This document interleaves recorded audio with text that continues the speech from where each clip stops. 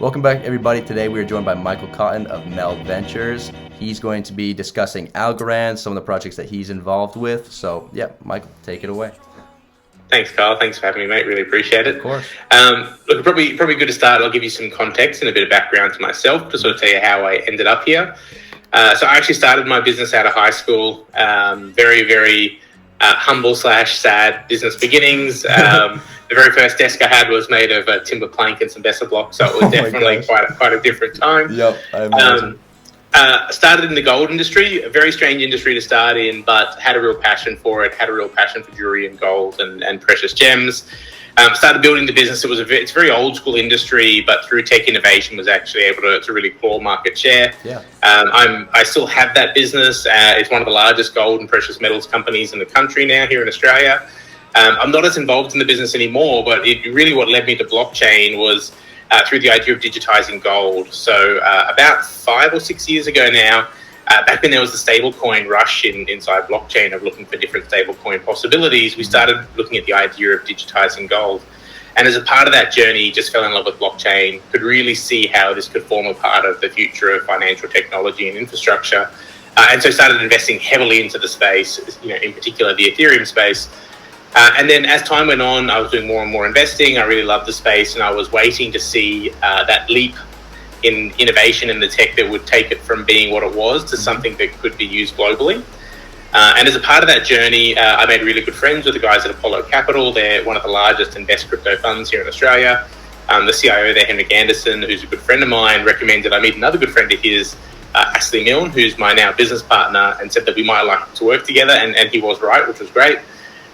AJ and I both had the same, vision, which was that we thought blockchain was, going to be a huge part of the future, globally used, and we thought alternative layer ones were probably going to be the technology that made that happen. Mm-hmm. And so collectively, we started doing a deep dive into blockchain technology and started doing a deep dive into alternative layer ones, to be precise, looking at things like EOS, NEAR, Solana, Avalanche, Algorand, really just going across as many different blockchains as we could, meeting as many teams as we could, so we could really get to understand their technology, what their roadmap was like, how they felt about their roadmap, how confident they were in delivering, and then how confident we would feel in then delivering on that tech. Mm-hmm. And as a part of that journey, Algorand was one of those key blockchains we met with. It was actually our favorite tech, in terms of what they were designing. We really loved what they were building. We thought it was the strongest tech stack out of all the products. And then thankfully meeting the team, we had the bonus of the team were brilliant, really liked them, really got along with them. Sometimes you don't get both, but it was a blessing that we did have both. And as a part of that conversation, started working really closely with them, took investment from them, and started building out inside the Algorand ecosystem. And that's how sort of the journey into Algorand started, which has been brilliant. It's 3 years now, and really enjoyed it. Fantastic. So I guess now get into just compare it to some of the other layer one protocols that we have. Just why Algorand? What sticks out to you the most? And we can start to cover the speed, the cost, and then especially just the fact that it's carbon negative and how that's going to come in handy in 5-10 years down the line.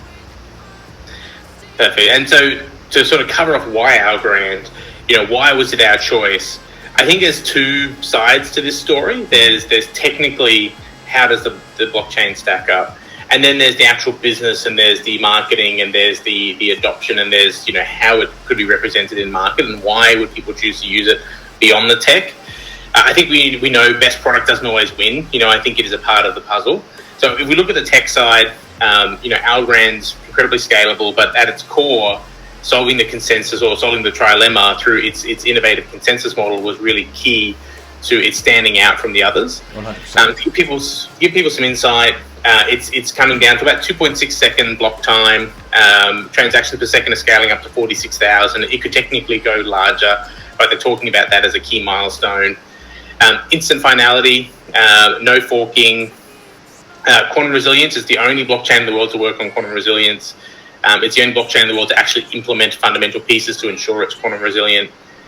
Meeting with ISDA protocols, which if anyone's not familiar, it means they meet financial standards for the blockchain to be actually used for derivatives and financial products. Carbon negative. So to be carbon negative, to be clear, because it sounds kind of odd to say negative with carbon, it uses so little energy that Algorand decided to take one step further and actually buy carbon credits to offset not just that piece, but take it into carbon negative and actually removing carbon versus creating a carbon footprint. All of those things combined equal why, technology-wise, it's such an incredible tech stack. If you also sort of take a slight step back and think about, okay, those things are all brilliant, but they only really matter if it's also stable and sustainable. And Algorand really built its technology on proven concepts and proven crypto fundamentals, with the idea they aren't running an experiment, they're building out a really stable, solid base for things like global currencies to be adopted. If we look at the other side, which is, okay, tech's great, love the tech, seems really cool, you've sold me. What does then the team and the rest of the pieces look like? For those that aren't familiar, Algorand was founded by Silvio Micali, aptly named the grandfather of cryptographics, invented things like zero-knowledge proofs, pseudo-random number generation, and genuinely one of the greatest minds in cryptography and computer science. Winner of the Turing Award, which, if people aren't familiar, is the equivalent of the Nobel Peace Prize for computer science, the Gödel Award, RSA Prize, and just one of those great minds in the space. You know, often I hear him referred to as, you know, the originator of a lot of cryptography. So, you know, it's essentially having the source of a lot of what is used by every blockchain today build its own blockchain, which is really fascinating. If you also expand out, the team's filled with incredible minds. You know, someone like Silvio has had the pull to attract some incredible people to the team, you know, even people like Paul Milgren, who's Nobel Peace Prize winner for economics, you know. So what this really translates to is a couple of things. Number one, obviously an incredibly capable team makes the rest of us look, you know, it makes me feel embarrassed looking at my resume in comparison. But, you know, an incredible team that can, one, deliver an incredible technology, have been proven to deliver technology. And secondly, they represent what would be trusted. You know, if you're an institution, if you're a bank, if you're the, you know, a hospital wanting to bring data records on chain, they represent a technology partner that, if you forget the blockchain piece, would be highly credible and highly trustworthy. Yeah. And this is going to be a really big key to adoption. And this is why we've seen, and if you're not familiar with, so all of El Salvador's infrastructure, for example, including all the Bitcoins on Algorand throughout El Salvador, a lot of people don't realize that. All the COVID passports through Latin America are all going onto Algorand. So we are starting to see that strategy pay off and come to fruition. Yes.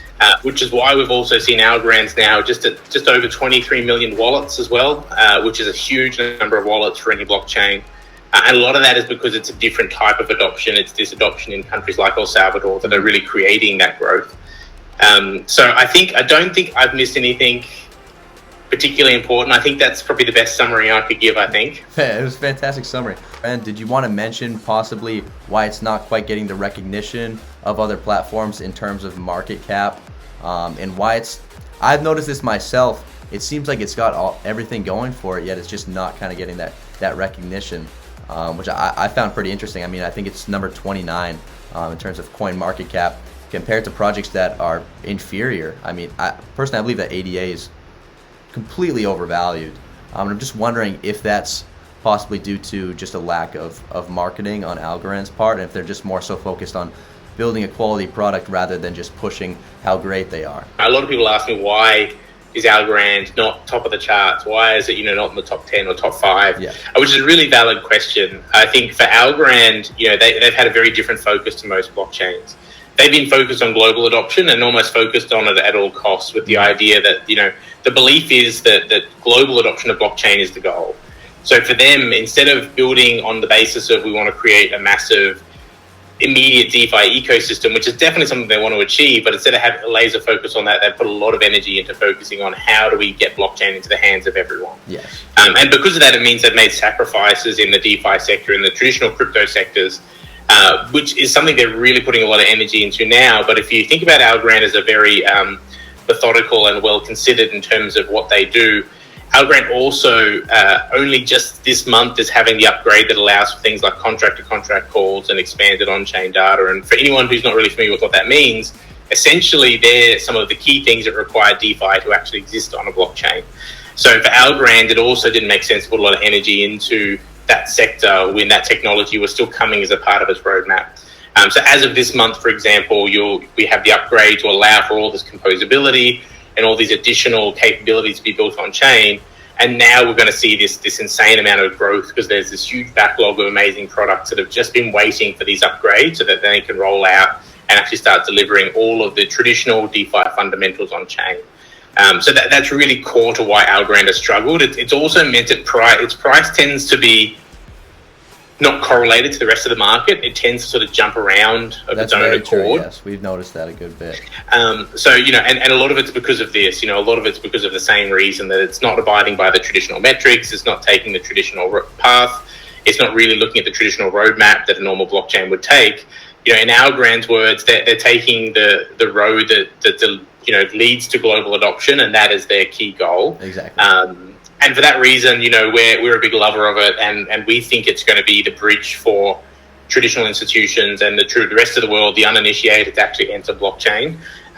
Myself too, probably to be clear, because I can sound like an Algorand maximalist. I'm definitely not. I'm an Algorand fan, and I'm definitely a multi-chain believer. Yes. For me, though, it's for me and both for AJ, my business partner, our belief has been by focusing our energy, we can deliver a lot more by having concentrated effort. So for us, it's not been about we aren't believers in other blockchains. We don't believe in a multi-chain universe. We believe in Algorand being one of the incredible blockchains that will be a key leader in the blockchain ecosystem, and we're focusing our energy there so we can deliver as much as we can with that concentrated effort. Yes, exactly. And I think that's a good segue into interoperability and the fact that in the future, Algorand is going to be able to communicate with these other chains and potentially just specialize in certain parts, and then be able to work with Solana and Polkadot and whichever other competitors may come about over the coming years, as Ethereum starts to lose dominance, because at this point it just hasn't shown its ability to go ahead and upgrade. And assuming that ETH2 is able to come, maybe yes, it is still a part of the picture, but it's becoming more and more clear every day that this isn't just going to be a winner takes all game. There's going to be a lot of competitors, especially when it comes to these layer 1 projects, all competing for the same pie. So if we look at Algorand as a bridge for the rest of the world, if we look at it as the gateway to global adoption of blockchain, what becomes really important is interoperability, because there's no point having people bridge into blockchain and then be stuck in the island of Algorand.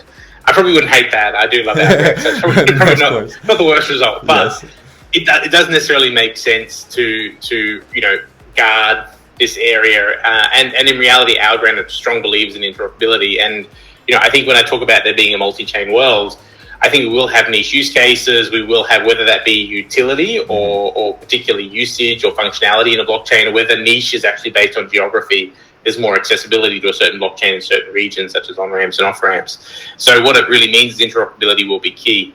Algorand has actually been fundamental in building out its own native trustless interoperability tech, one of the only blockchains in the world to do it, where everything is actually settled on the layer 1 blockchain.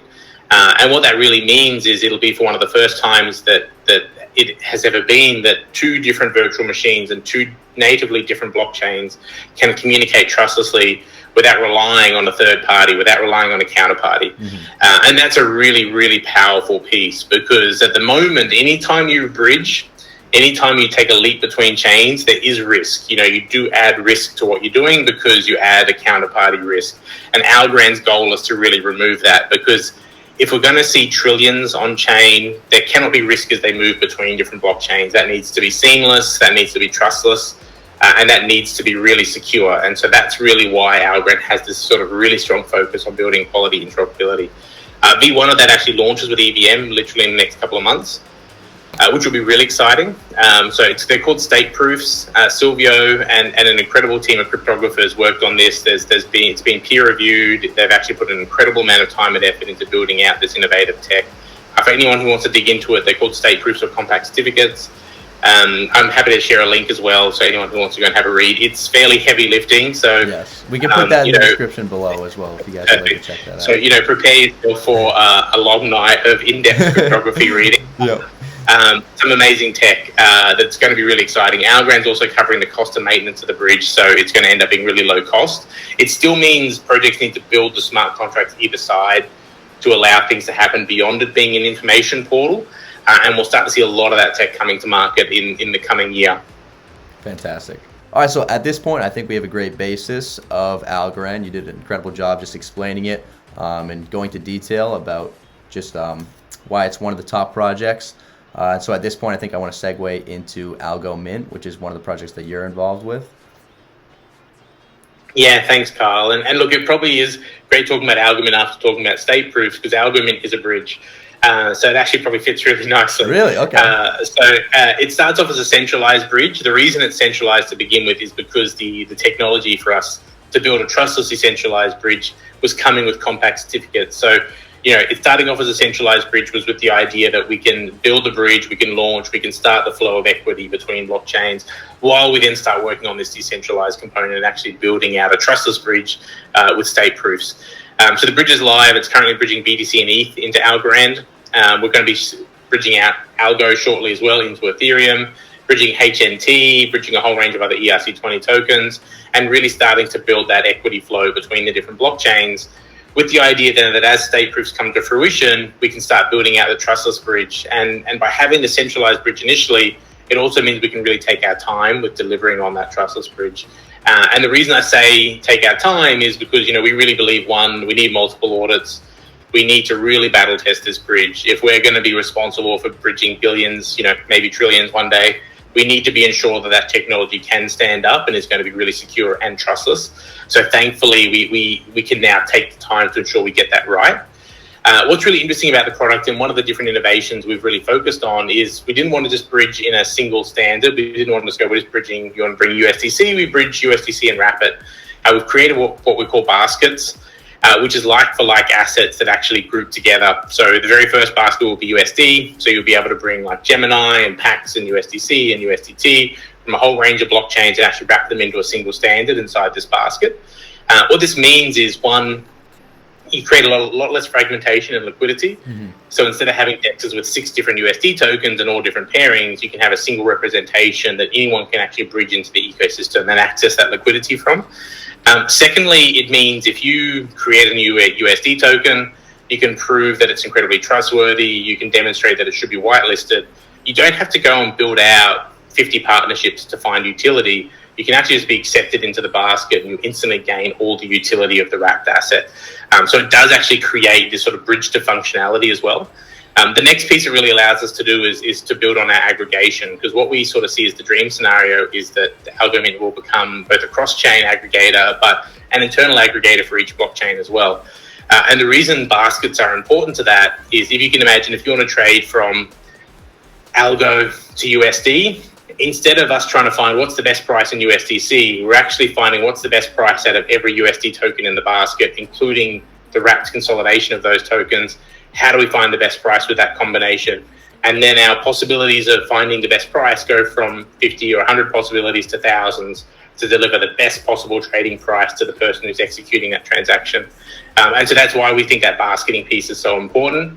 The project has the token launch at the end of March, 30th of March, which we're pretty excited for. The token's going to be released on all 3 DEXs on Algorand, which will be the first time it's a full native release across all 3 DEXs. So we're pretty excited for that. So it's going to be a pretty big day for Algorand, which will be great. Fantastic. 2 pieces to also think about too is we actually have a rewards program running at the moment.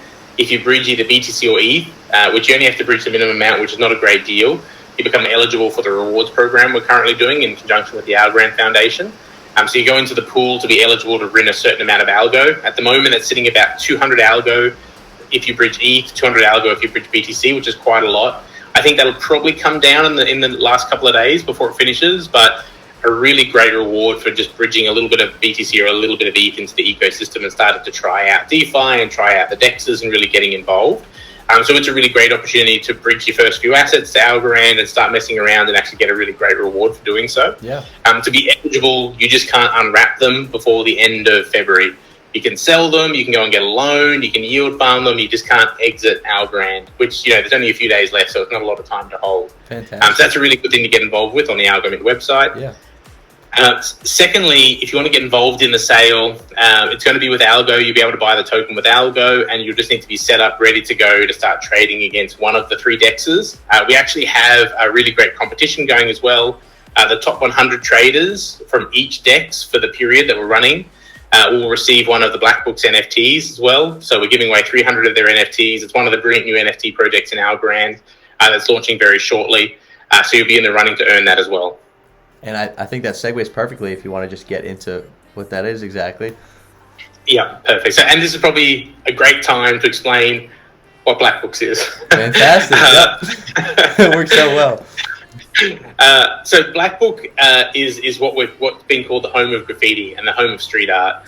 So the team at Blackbook really wanted to build a digital home base for creators and artists from street art and graffiti to really, help legitimize their form of art and help create a platform where they can launch their artwork and be a part of the digital community. So, in some essence, it's kind of like a launch pad for street artists and graffiti artists.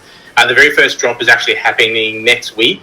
I believe it is Tuesday night US time, Wednesday morning Australian time. But if you go to blackbook.art, you'll be able to go into the Discord and check that I've actually got that factually correct. The first drop is 2,222 NFTs, and they're from one of the biggest and best street artists in the world, Soffles. If you're not familiar with him, his work's incredible. So it's going to be one of the first, major drops on Algorand. We have seen a really hugely thriving NFT ecosystem on Algorand. Projects like Algorands have launched. The most expensive guano has sold for, I think it's just under $250,000. Wow. So we have seen some really brilliant growth and organic growth in the NFT ecosystem, and this will be another great addition to that. Awesome. And we're seeing on Para Wallet now, which is a new update from the Algo wallet, that NFTs are coming soon. So is that something that you're going to be able to access from the Para Wallet? Correct. So the Blackbook NFTs will be fully integrated into that wallet. You'll be able to see them in your wallet. You'll be able to go. You can now even go in the drop buy with that wallet. Fantastic. But what Para are doing, which is great, is you'll be able to visualize all your NFTs inside the wallet, which is going to be brilliant. It's going to be a great piece of functionality. For simplicity's sake, and just for your average crypto user, I think that's going to be fantastic. 100%. Just making it all simple, all in one place. Blackbook too. Blackbook has done some pretty incredible stuff with the NFT tech. They've had. They're backed by a team called Originals Only, which are building out a tech layer on Algorand over new standards of NFTs, which include enforceable on-chain royalties, verifiable hash data inside the NFT, so you can always verify the image that's attached to it is actually genuine match to the NFT. Really building out some of the great pieces of tech that's needed for NFTs to really grow with strength over the coming years. 100%. In terms of the future of Algo, just kind of where you see it going, how we start to see some of this real-world utility come into place, I'd love to hear your thoughts on that. Yeah, completely, Kyle. And look, I think for Algorand, it's time in the sun is really upon us now. I think now that we see this upgrade to the tech, we're going to see this brilliant range of products coming to market, which is going to really go from there not being a lot, and for a lot of people, understanding that it hasn't been possible without this upgrade probably explains a lot. So we're going to go from there not being a lot in market to being this incredible amount of utility and functionality, which is going to be brilliant because obviously it's going to bring a lot of excitement around Algorand. But also the Algorand Foundation has created a $300 billion incentive program to help drive growth in the ecosystem. And that goes into overdrive from hopefully May onwards is the plan. Worst case, I think it'll be June, which will just create an incredible amount of incentives to really come into the ecosystem. I think collectively the ecosystem's goal is to create sticky equity. We want the equity to flow in and we want it to stay.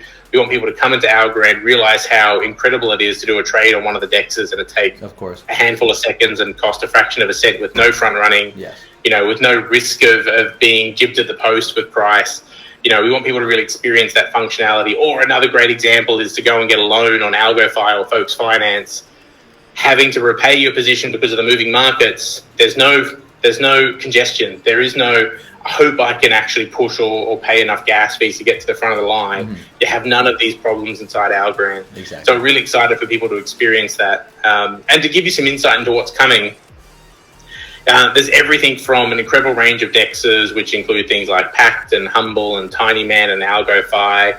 There's an order book DEX out there now called Algo DEX. There's two great money markets coming, which is Folks Finance and AlgoFi, as well as synthetics. So I think Liquidity or MakerDAO and XBack, which is an incredible project. There's a huge range of amazing NFT projects, including platforms such as S-Bloom, AB2 Gallery, Round Gallery, the Originals Only team, drops like Blackbooks, Flemish Giants, Algorands, the Mingos. There's a whole range of a really thriving NFT ecosystem. All the way through to there's a seriously incredible Metaverse project that's doing some amazing stuff. Metaverse-ish projects like Colonize that are coining a term which actually I better not say because I'm sure it's not meant to be released. But they're doing some really cool stuff. That's almost a slant on play to earn. I always get this wrong. I always say stuff I'm not meant to say. And look, there's projects like Algo Pulse, which are looking at creating things like the wiki for Algorand style. Exactly. You can find a lot of this information on Algo Pulse as well. A lot of these new projects are going to appear on there. But yeah, just real quick, you mentioned the Metaverse, which gaming as a whole is a over $180 billion industry. Personally, I think that NFTs just absolutely, in terms of getting the word out to the rest of the world, was great for crypto. And now that Facebook has changed their name to Meta, everyone's getting involved in the Metaverse. I think that that's the next thing that really starts pushing crypto to the world. So Algorand being able to capitalize on the Metaverse itself and start to expand, and then intertwine that with NFTs and everything, and then DeFi, earning interest rates on your NFTs, everything. I think that's fantastic for Algorand to start getting involved into that. Completely agree, Carl. And I think the challenge for anyone who's thinking about building a metaverse, the first question is, what is it? Exactly. Is it a world? Exactly. Is it not a world? If you're particularly thinking about a world-based metaverse, what's quite difficult, I think, at the moment is what is the genuine utility and what's the genuine business model? Because I feel like at the moment with a lot of worlds, you kind of land and it's kind of a game world without necessarily all the gaming mechanics. Exactly. And it can feel a bit odd, and it can feel like, oh, this was interesting, and then you leave. Yes. I think what's brilliant about the team building on Algorand is, they've really worked on how does this fit into the future? What is the genuine utility? Why would people want to be in here for hours a day? What is its purpose that creates value for the users, as well as creating an economic model that is long term? So it's definitely one worth keeping an eye on. The guys are doing some pretty incredible stuff. And I think Algorand's adaptability, and I believe it's the self-governance model, is going to allow it to be able to, no matter where the metaverse ends up going, it's going to be able to adjust and to kind of fit the mold, no matter where it ends up turning to. So yeah, that's absolutely fantastic. So it's actually a good point, Carl, if I will add too. Algorand has the largest governance participation out of every blockchain in the world. So which is a really key important piece and an amazing milestone. And with the increase in potential staking rewards coming up, I believe that that's only going to get higher. Completely, 100%. So, awesome. So I think just now getting into the conclusion, do you have any final remarks that you'd like to say? This is not financial advice. Yes, I'll remember to put that in the introduction, so don't you worry. Look, I think if I added some final remarks, I would say whether you want to buy some Algo or not, whether you want to get actually investing in anything or not, I think it's worth coming and having a dig and learning. It's a different blockchain, it's a different community. There's definitely great things to learn from it. So I think just getting involved in the communities is a great way to also build some education around the space. And I think digging into Algorand's tech stack and looking at how it compares in terms of its mechanics against projects like Solana or Nia, I think is a worthwhile experiment. So I think even if you're not interested in investing, come check it out, have a look. It's definitely worth educating yourself, and it's a great learning experience to actually see what Algorand's doing and how they're thinking about the future of blockchain. 100%. Thank you so much, Michael. I'm sure everyone watching appreciates it. And all those links will be in the description, guys. If you want to check out any of those projects, just go ahead. You're not going to waste a single second looking into a lot of these projects. A lot of very interesting stuff going on. So thank you so much, Michael. Thanks, Carl. Thanks, everyone, for having me.